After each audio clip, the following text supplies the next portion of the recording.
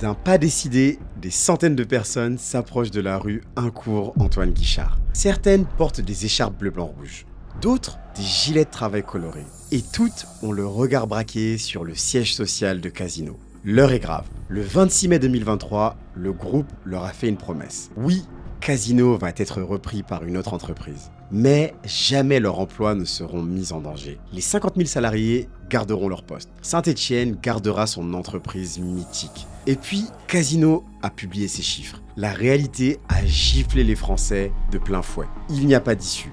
L'entreprise perd 530 millions d'euros par an. Elle croule sous une dette abyssale de 6 milliards d'euros. La seule porte de sortie, c'est de tout vendre. En novembre 2023, le DG de l'entreprise annonce la liquidation de tous les supermarchés et hypermarchés Casino. Plusieurs jours après, les salariés manifestent devant le siège social de la firme à Saint-Etienne. Ils sentent que leurs têtes vont tomber. Et ils ont raison. C'est énorme, c'est trop. Il y a 50 000 salariés Casino en France, et là on va en faire disparaître la moitié. Casino, c'était un empire. 220 000 employés dans le monde. Aujourd'hui, 28 000. Et ça continue de s'effondrer. En juste 10 ans, Casino a tout perdu. Sa place de 4e distributeur français, ses 8 634 magasins, la confiance de ses clients. Tout ça sans réellement qu'on sache pourquoi. C'est un groupe qui s'est délité, le groupe Casino. J'ai jamais compris comment il avait pu devenir aussi mauvais, aussi anti-commercial. Encore aujourd'hui, des questions restent en suspens. Comment le groupe Casino a-t-il pu chuter aussi vite et en aussi peu de temps? À quel moment les actionnaires auraient-ils dû s'inquiéter? Et bien sûr, est-il encore possible de sauver l'industriel de Saint-Etienne? Salut la Team Mindset, j'espère que vous allez bien. Aujourd'hui, on va analyser ensemble, suite aux nombreuses demandes d'Astarque 22 notamment, l'un des plus grands désastres du paysage industriel français. Je lis tous vos commentaires, donc n'hésitez pas à proposer les sujets qui vous intéressent. Entre ego démesuré, signaux d'alarme qui ont été ignorés, soif de grandeur, c'est un drame économique à l'échelle XXL. Et comme d'habitude, à la fin, on va analyser ensemble les 3 leçons business les plus marquantes de cette chute fracassante. Mais avant de commencer, et en parlant de business, dimanche soir, je faisais le point sur mes investissements. J'ai ouvert un média éco, une vidéo YouTube, un forum. Et là, c'était la confusion totale. L'un dit que le marché va s'effondrer, l'autre assure que c'est le moment d'acheter, et au final, j'ai tout refermé, encore plus perdu qu'avant. Et c'est exactement pour ça que je suis ravi de vous parler du partenaire spécial d'Entrepreneur Mindset.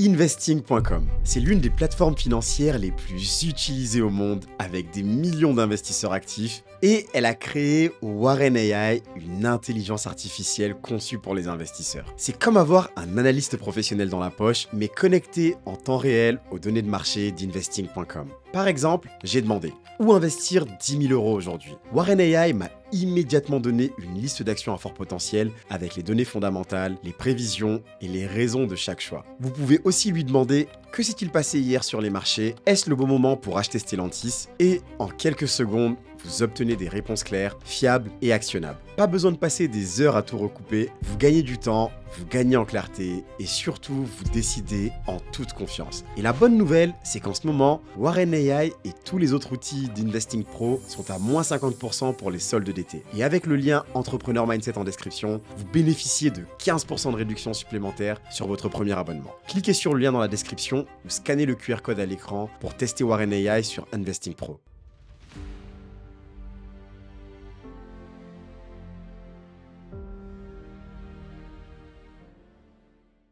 L'histoire de Casino, elle commence comme beaucoup d'autres. Dans la boue, dans la sueur et au fin fond de la France rurale. Plus précisément à Feurs, dans la Loire. C'est là que le 21 juillet 1867 naît Geoffroy Guichard. Si vous êtes lyonnais et amateur de foot comme moi, ce nom vous dit forcément quelque chose. Et si ce n'est pas le cas, ne vous inquiétez pas, on y reviendra plus tard. Geoffroy est fils d'épicier et épouse Antonia Perrachon l'année de ses 22 ans. Et en 1892, il reprend une épicerie installée dans un ancien casino lyrique de Saint-Etienne, d'où le nom de l'enseigne. Geoffroy décide alors de transformer l'épicerie en magasin d'alimentation générale. Le succès est immédiat, tellement qu'en avril 1898, Geoffroy Guichard va ouvrir une succursale à Vauche. 4 mois plus tard, il passe un cran au-dessus. Avec son beau-père, Geoffroy fonde la Société des magasins du casino et établissement économique d'alimentation. Sur les papiers, La raison sociale s'écrit Guichard, Perrachon et compagnie. Geoffroy et son épouse possèdent 35% des parts. Le reste est divisé entre les 75 autres actionnaires. Le groupe Casino est né. Immédiatement, Geoffroy passe la seconde. Dès 1898, il fait construire des usines et des entrepôts à Saint-Étienne. Dans ces bâtiments, il fabrique du pain, de l'huile, du chocolat, du café torréfié et des boissons alcoolisées. Il établit aussi des succursales aux quatre coins de la France. En septembre 1904, Casino franchit un cap. Ils ouvrent leur 100e boutique. Elle se trouve à Lamastre, en Ardèche. Cependant, Geoffroy ne pense pas qu'à l'argent. Casino est l'un des rares employeurs qui met l'accent sur le bien-être de ses salariés. L'entreprise établit une caisse de prévoyance sociale et des cotisations retraite. Elle verse également des primes de naissance, des allocations familiales et crée une association sportive. Aujourd'hui, ça peut sembler normal, mais dans les années 1900, c'est une vraie révolution. À Saint-Étienne, Casino n'est pas qu'une entreprise, c'est une institution locale. D'ailleurs, c'est aussi dans cette ville qu'un certain stade fut inauguré en 1931, portant son nom, le stade Geoffroy Guichard. Il est financé en grande partie par Geoffroy lui-même et il est initialement destiné aux activités sportives de l'amicale de la Société des magasins Casino, ce qui illustre une fois de plus son engagement envers le bien-être de ses employés et de la communauté stéphanoise. Aujourd'hui, il est le domicile de l'AS Saint-Étienne, club emblématique du football français, et continue de porter son nom, ce qui montre l'empreinte durable de Geoffroy sur la ville. Alors quand, en 1940, il décède, c'est toute la ville qui est en deuil. Il laisse derrière lui une entreprise florissante qui compte 300 succursales et 2000 employés. Son héritage va bien au-delà de l'aspect commercial. Il a posé les bases d'une entreprise socialement responsable et profondément ancrée dans son territoire. Et c'est un héritage que son fils, Pierre Guichard, entend bien faire fructifier. Geoffroy est celui qui a posé les bases de Casino. Pierre va faire entrer le groupe dans l'ère industrielle. Lors d'un voyage aux États-Unis, Pierre découvre le libre-service. C'est un véritable coup de foudre. En 1948, Casino ouvre sa première succursale en libre-service, toujours à Saint-Étienne. 2 ans plus tard, l'entreprise se démarque avec une autre innovation, les chambres froides. Pour la première fois, les magasins ont la possibilité de garder les aliments en frais. Ça renforce la chaîne de froid et la qualité des produits. Dans la foulée, Casino fait quelque chose d'absolument inhabituel pour l'époque. Désormais, sur tous les produits est inscrite une date limite de consommation. Encore une fois, pour l'époque, c'est novateur. Et surtout, ça impose Casino comme un acteur de qualité. Et le groupe ne s'arrête pas là. Le 18 mai 1960, tout le gratin de France se réunit à Grenoble. Pierre Guichard y inaugure Casino Supermarché, le premier de France. 10 ans plus tard, la scène se répète. Cette fois, elle a lieu à Marseille. Et ce n'est pas un supermarché, mais un hypermarché. De ses débuts d'épicier de quartier, le groupe n'a gardé que la proximité géographique. Dorénavant, tout est plus grand, plus mécanique, plus industriel. En 1976, l'entreprise s'exporte carrément dans d'autres pays. D'abord les États-Unis, puis Taïwan, ensuite la Colombie et le Brésil. Comme un four qui tourne 24 heures sur 24, Casino a toujours besoin de plus d'espace, plus de produits, plus de parts de marché. Et c'est pour étancher cette soif de pouvoir qu'en octobre 92, Casino va faire entrer le loup dans la bergerie.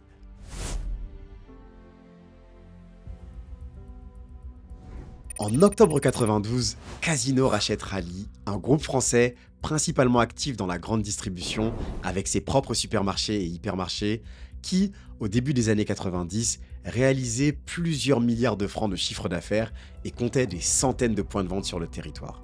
Pour Casino, l'acquérir, c'était mettre la main sur un réseau de magasins étendu et renforcer considérablement sa présence sur le marché. Des années plus tôt, Rallye avait été racheté par un homme qui va changer le destin de Casino, Jean-Charles Naouri. Dans le milieu, il est surnommé le Mozart de la finance. Docteur en mathématiques et ancien de l'ENA, Naouri est un financier brillant qui a travaillé aux impôts, puis pour la banque Rothschild, avant de fonder son propre fonds d'investissement, Euris SAS. C'est via cette dernière que le Mozart de la finance va acquérir le groupe Rallye. Et en octobre 1992, quand Casino cherche à étendre ses activités, il lui fait une offre imbattable. Rallye leur donne l'intégralité de ses activités de distribution et de restauration si Casino lui cède des parts ainsi que des droits de vote. Retenez bien cette information car elle va être cruciale plus tard. Au début, les choses se passent extrêmement bien. Il a d'excellentes relations avec Antoine Guichard, le petit-fils du fondateur et PDG. Tous deux vont travailler à faire grandir toujours plus l'entreprise. Casino multiplie les acquisitions, Franprix, Leader Price, Cdiscount, Le Mutant. Les résultats suivent. L'entente entre Guichard et Naori est parfaite. Le Mozart de la finance joue sa partition sans fausse note et l'entreprise grandit à vue d'œil. Mais dans les coulisses, une autre musique commence à s'écrire.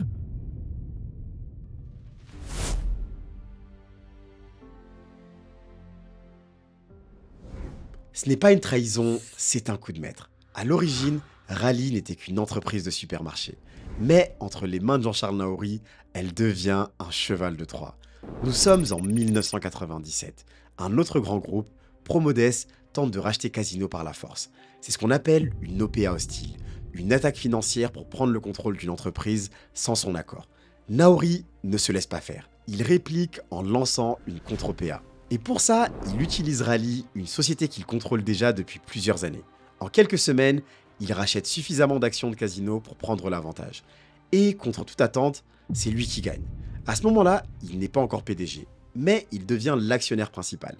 Et dans une entreprise, celui qui a le plus d'actions a le vrai pouvoir. Jean-Charles Naori contrôle désormais Casino, sans avoir besoin de lever la voix, sans même s'asseoir dans le fauteuil du patron. Pendant 8 ans, il reste dans l'ombre. Et puis, en mars 2005, tout bascule.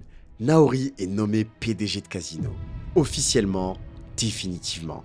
La famille Guichard, fondatrice de l'entreprise, est écartée. Le groupe Casino, né à Saint-Étienne au 19e siècle, change d'air. Il ne sera plus jamais dirigé comme avant.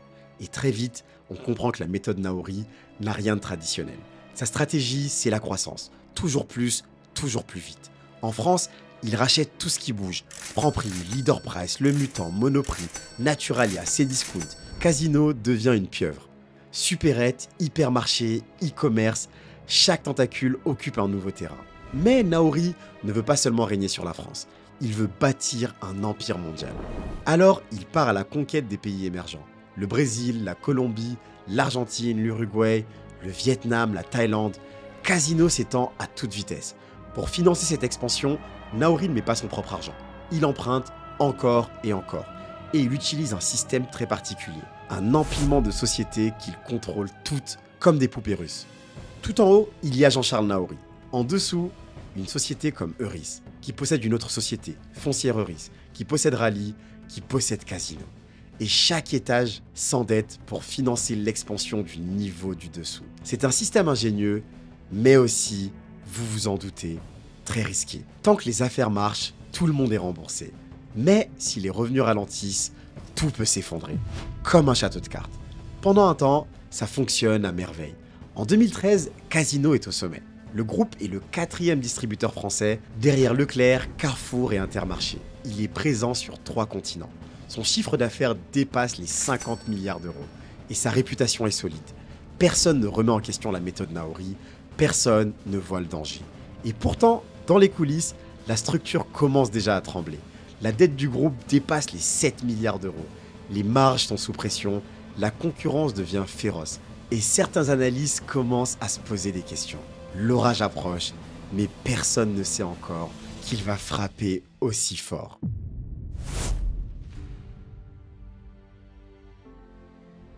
RTL Matin, Yves Calvi. 7h40, l'Angleco avec vous, François Langlais. Bonjour à tous. Le groupe de distribution français Casino traverse une mauvaise passe, François, parce qu'il est pris pour cible par de mystérieux investisseurs.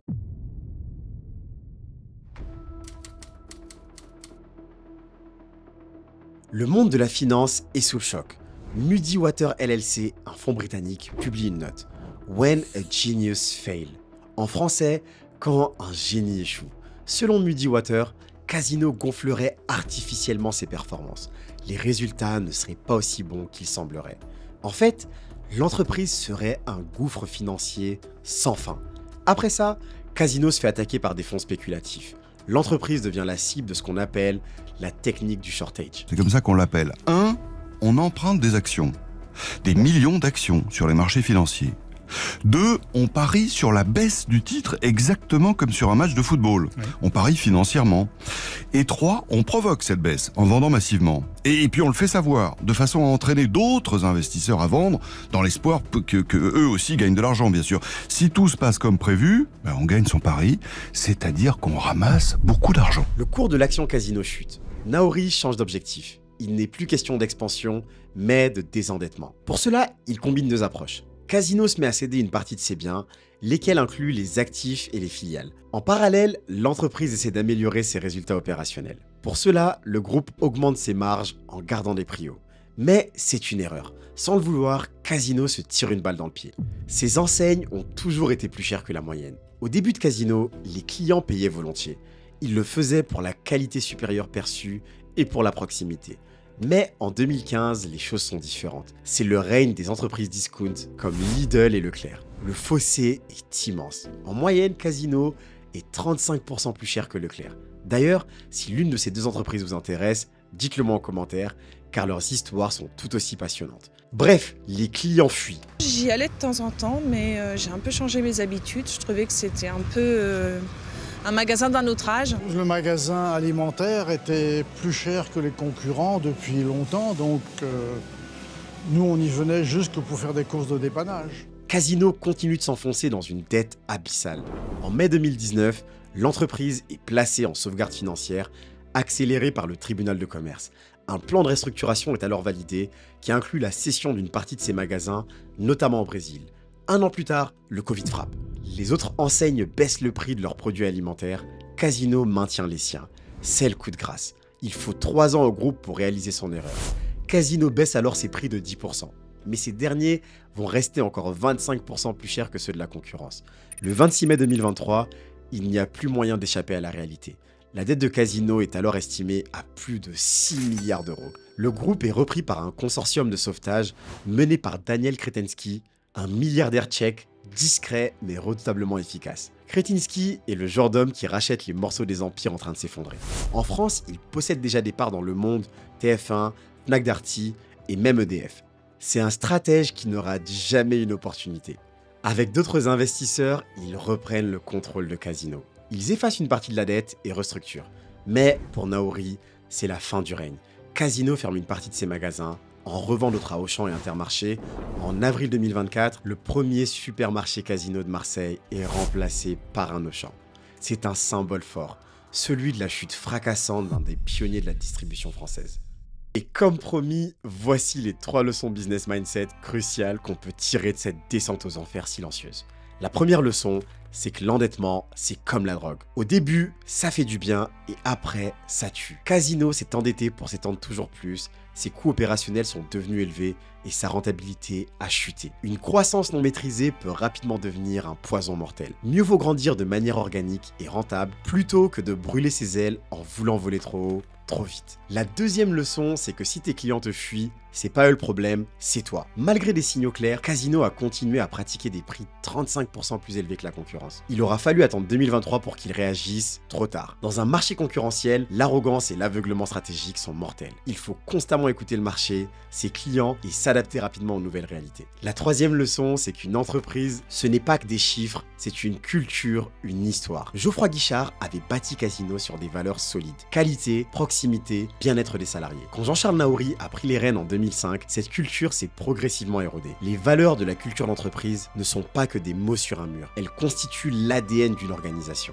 Les abandonner au profit de la seule performance financière peut conduire à perdre son âme et ses clients. Casino a commis plusieurs erreurs fatales. Un peu comme Buffalo Grill, le géant français du steak, tué par un scandale, comme on le voit dans la vidéo qui s'affiche.